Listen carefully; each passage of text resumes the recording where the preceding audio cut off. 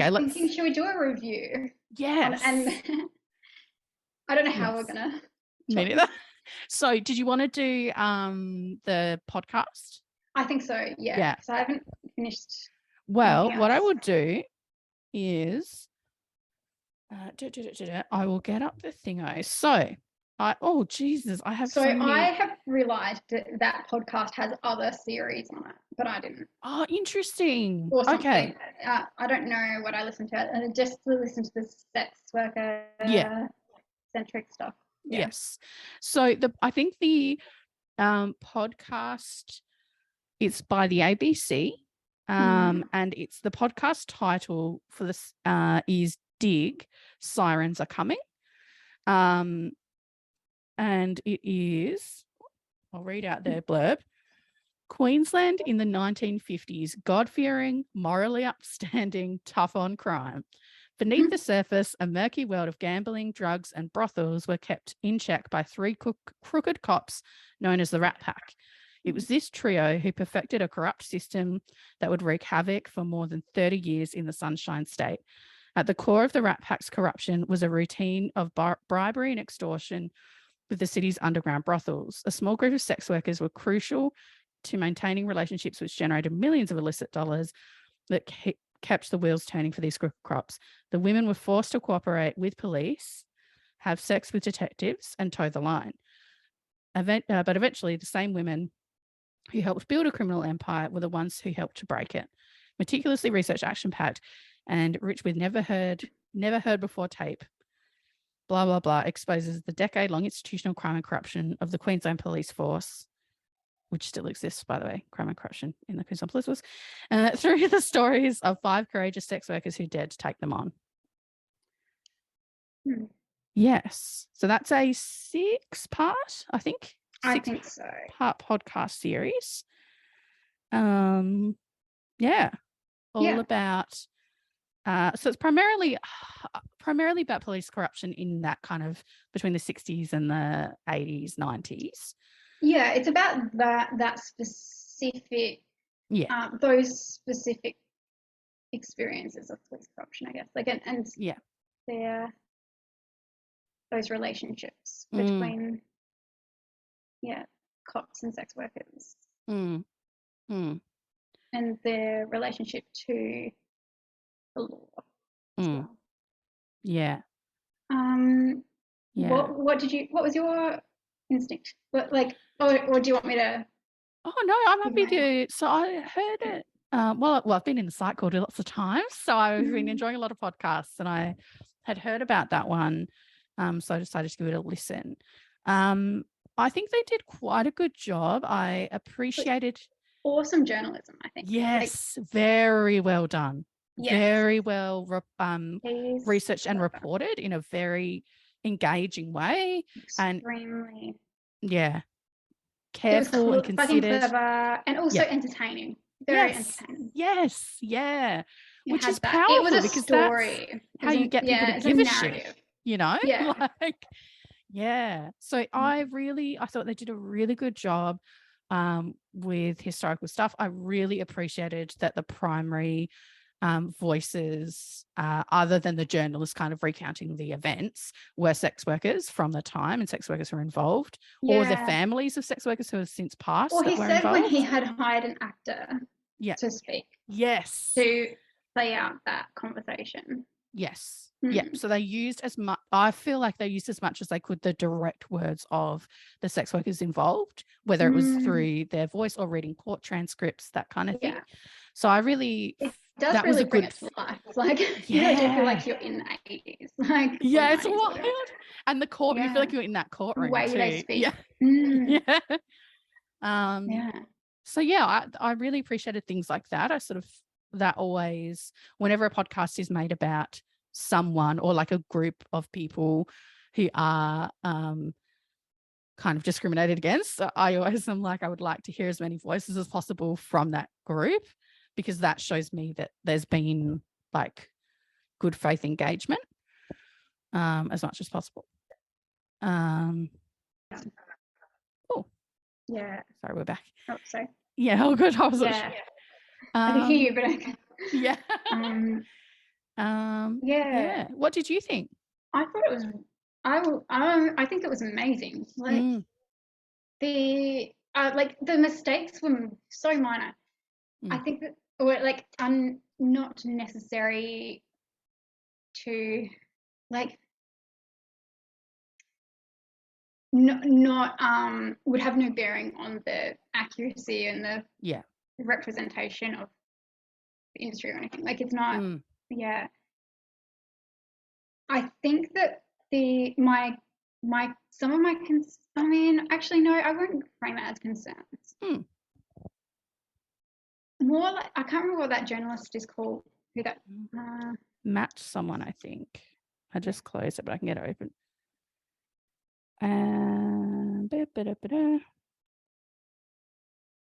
Matthew Condon. Matthew Condon. So when was this made? I feel like just earlier this year, or maybe the year before. Okay. Yeah. I think Matthew Condon needs to do a follow-up now. Yes. Because I don't like the narrative of police corruption happening for 30 years in the past. Yes. I think that's a very harmful perspective. Yes. And that it's like these three bad dudes. And he needs to address that because at the moment, like, I was going to put this in the intro for this week's episode. I haven't run it by yet, but like at the moment in Queensland, decrim is being considered, and we find out late November whether sex work was decriminalised in Queensland. Yeah. And 2 weeks ago or 3 weeks ago, an inquiry into the police behaviour has been announced in Queensland. Yeah. In the Northern Territory in 2019, they got decrim. Like sex work was decriminalised in the Northern Territory in 2019. Yeah. And the thing that led to that was the exposure of police corruption. Yes. That's why we have the best laws in the NT.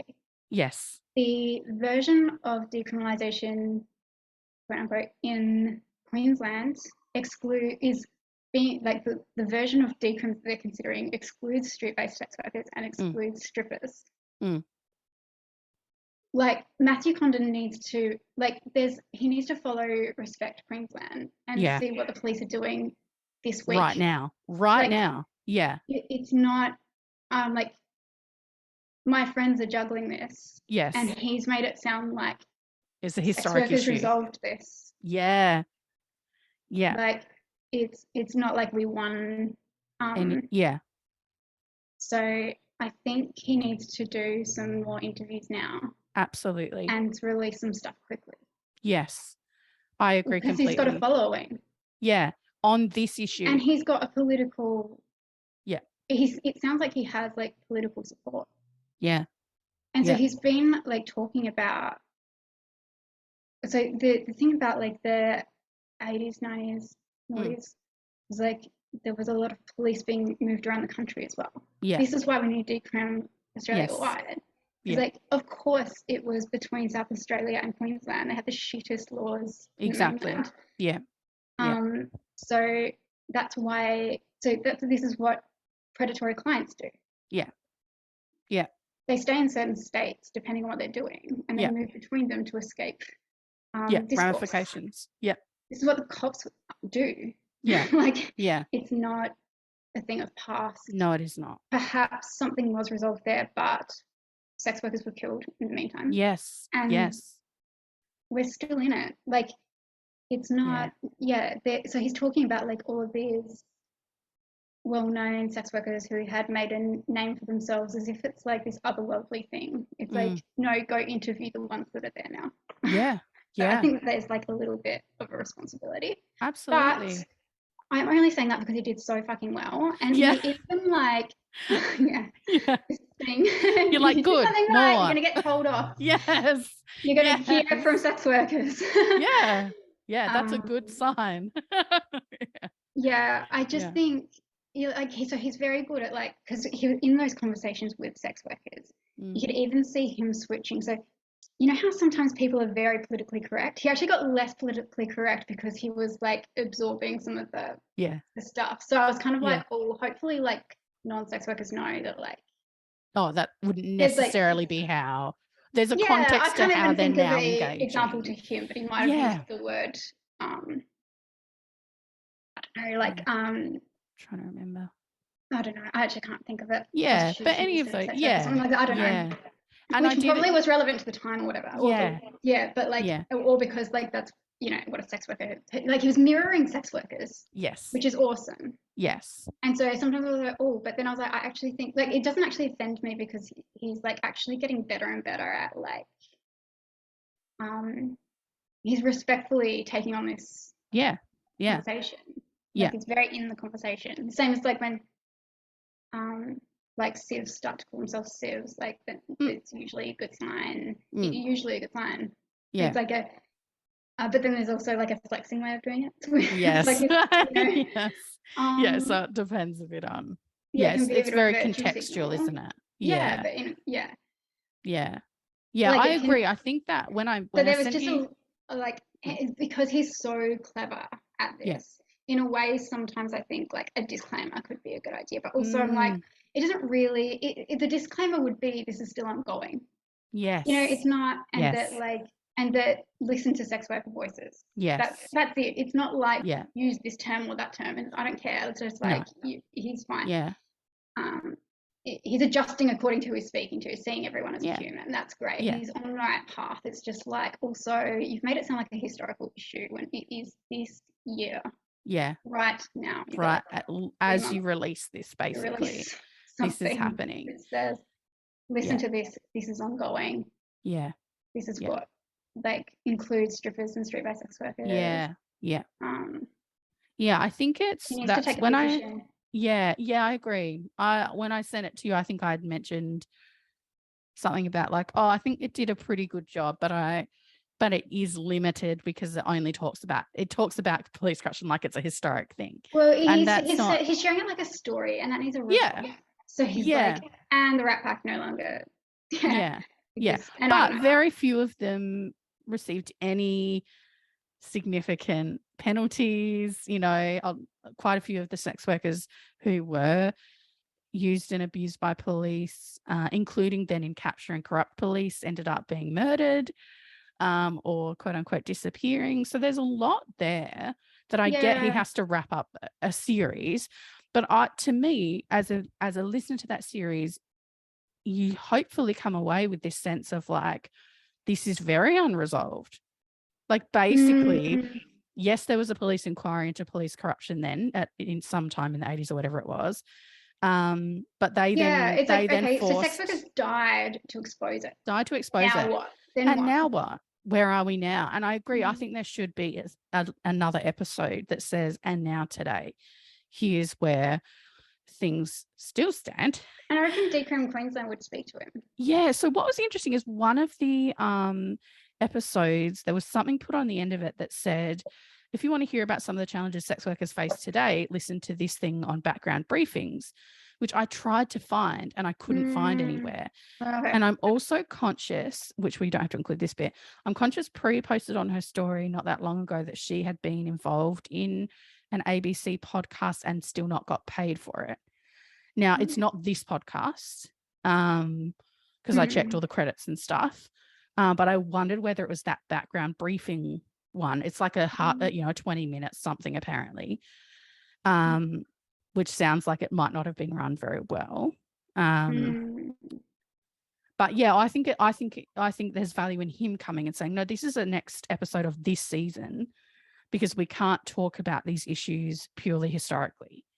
He can still do it his way. Like I feel like his approach or his tone and stuff is perfect. Yeah, is good. Yeah. It's just like a little bit. Yeah, chat to Respect Kurdi, chat to Decrim Kurdi. There'll be people who would very happily jump on and talk about the very present realities, not just of Decrim, but also of police abuse. Yeah, maybe we should send this to him because I think that there's like a value in, like I would line it up. Yeah. if he doesn't know anyone. Yeah. Yeah. Yeah, because I think, they did a good job. Yeah. And I think extortion is still that's an issue. Hell yeah. That's just an issue. Yeah. Full stop. But it shouldn't. And also, I think that there's a temptation to see Queensland. There's definitely a temptation here to see among privileged sex workers, to see Queensland as safe, or to see Queensland police as to see here as safe, or to see Queensland police as bad. I think there's some public awareness around Queensland police. I think it's just limiting it to the 80s, 90s, and noughties is a little bit of a mistake. Yeah. And limiting it to Queensland is also a mistake. Yes. There is a border issue there that I don't think Matthew, what's his name, knows. Matthew Conlon. Right. Yeah. That basically anywhere that there is a criminalized structure, there are police that are offending against sex workers and using that criminalized structure to be predatory. Yeah. Bottom line. That's yeah. Yeah. Yeah. And which at the moment includes, even under Vico. Yeah. Well, yeah, exactly. It's not, there's not a winning. It's not like police are winning now and then sex workers win. It's just police are raping sex workers and then they'll hopefully not. Yeah. Yeah. Or in theory. No, it's not like, yay, we made it. No. And I think too that workers in theory, they're under DECRIM in theory have avenues they can then take it if a police officer rapes them. But it's not necessarily that a cop is not going to behave in the way that they've been institutionally trained to view you and abuse you. Yeah. There's so many sex workers that I think, or former sex workers that I think should be given the status of the ex-military or veterans. Yeah. Yeah. Yeah. Yeah. Totally. Yeah. But yes, but they're still doing it. That's the thing. Yeah. Yeah. Anyway, so there's a recent episode on Somebody You Love about Queensland, cool. And so that just touches on it. There's a Julie Bates's interview recently on Mornings with Liam Bartel. Touches on it. Yeah. If you Google police corruption or decriminalised sex work in Northern Territory, that'll discuss a couple of years ago. It's just he needs to do some research for me. Yeah. Yeah. Anyway, but I'm saying that because he nailed it. Yeah. And I think it's powerful. I was just talking to someone. Who was it? Someone. There's been a movie released recently about an older woman seeing a sex worker. Quite a mainstream movie. It's British. Anyway. And we're talking about how often these things can go very wrong. Representations of sex work in media, because they so rarely involve the input of sex workers to kind of develop it and kind of represent it well, or even realistically. But I was saying in relation to that movie and probably this podcast as well, it sounds like, these are quite decent offerings that have done a pretty good job. And there's huge value in that because it hooks in an audience who have the potential to be great allies in this issue. So what's very important is not only that you bring the audience in to go here's a new set of ideas that we could care about, but you then need to give them somewhere to go. You need to be stating, what is it currently? Where are things currently? Where would you then channel that energy and that interest once I finish listening to this podcast? If I've never really thought about sex work before, and police corruption as intersects with sex work, and then I listen to this podcast, it's really interesting, but I'm very much left with the impression that that was a thing of the past. And I think there's huge power in going, no, this is also a current thing. And here is this current emerging situation that's going on. and how you as, you know, an average person could be showing and signaling your support. Yeah, like the topic of police corruption in Queensland has the potential to sway whether strippers and like puts a highlight on the fact that strippers and street-based sex workers need decrim. It's like it's and only if we take this opportunity. Yeah. So I think like exactly, like he's awesome to get that attention, to have done that research. But now, one more step. One more step that then keeps that audience thinking on these things and points them in a direction of like action, you know. I remember learning this came out this year. I remember learning in, what was it, like back in my youth work days, we learned this like thing where it was like inspiration without an outlet leads to depression. And kind of this thing of like getting new information and care, like, oh wow, I all of a sudden know about something and might care about it and feel inspired, and like our natural inclination is then like to move with it. Like, what's my outlet? How do I move on this issue or move on this thing?